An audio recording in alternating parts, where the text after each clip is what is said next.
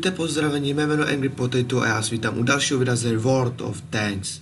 A dneska si opět zahrajeme se Škodou T24, což jako už tam koupené nové komponenty. A vlastně jsem to natáčel, když jsem skupal nové komponenty, jenže mi z ničeho nic mi došlo místo na disku, takže jsem záznam celý ztratil, takže si ukážeme už hru s těma novými komponentama.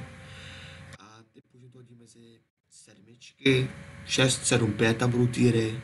To jsem stál takřka furt, že jsem tam dá.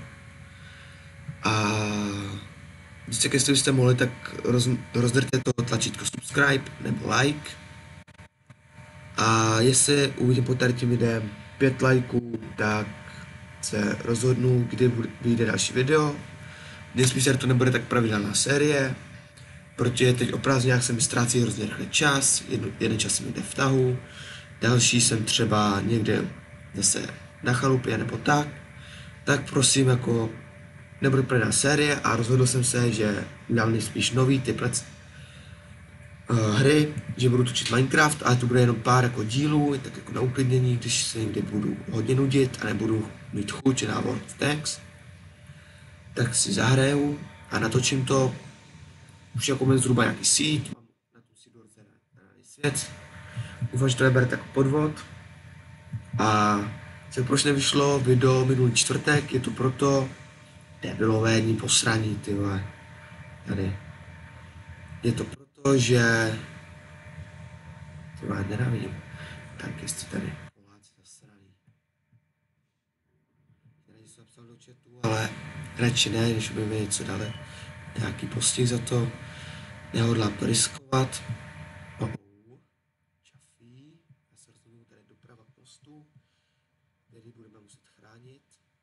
Nejspíše a asi jo. Takže semka evidentně pojedu jako jediný tank. Takže tady ještě počkám na spolubojovníky.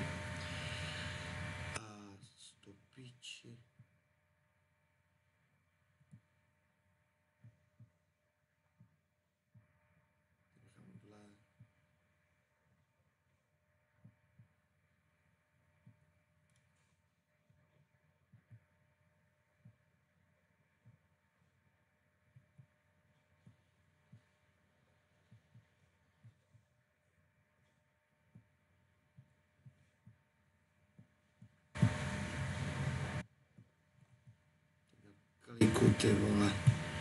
Viděl jsem se tam začal výjíždět, já jsem si říkal, aby střel furt do něho. OK, tak tady to za to nestojí. Počkám se, až tam projedu a... Aha, můžu střílet zleva.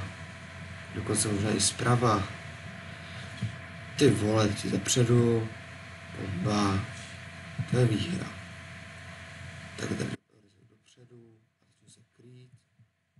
Alespoň něco.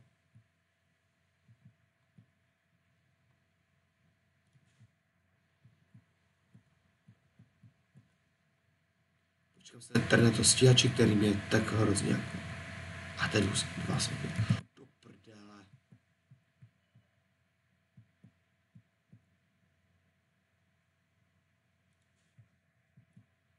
Tady to bude dlouhá bitva.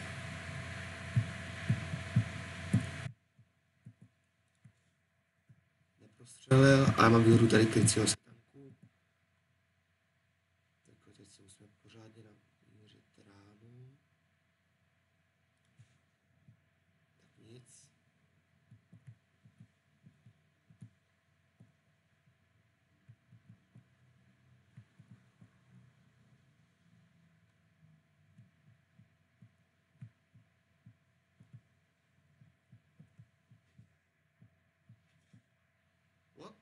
Jo, měl střelec, no. Tak jako toto bylo hodně rychlá bitva pro nás. Na to jako, že jsme tady oddali hodně tanků. Hodně? Nejspíš. Jo, hodně. Tak jako jsme se dobře tady protlačili a můžu si všimnout, že tamhle nahoře ten tank, který mě zničil. Tady je stíhač. Nahoře ten mrtvej. Tamhle ty musí co nejrychleji zdechnout, tamhle ty sráčky. Tady výborně se trefil, M6, americký těžký tank, myslím, že 6. úroveň to je. Tak a myslím, že teď začnu obsazovat základnu. A já zkouknu tady. Se posuneme. Kam tady se bojí vět. A nemusel. PZ-4H je německý tank, to jste mohli asi vidět sami. Myslím, jako, že tato bitva asi bude pro nás jednoznačně vyhraná.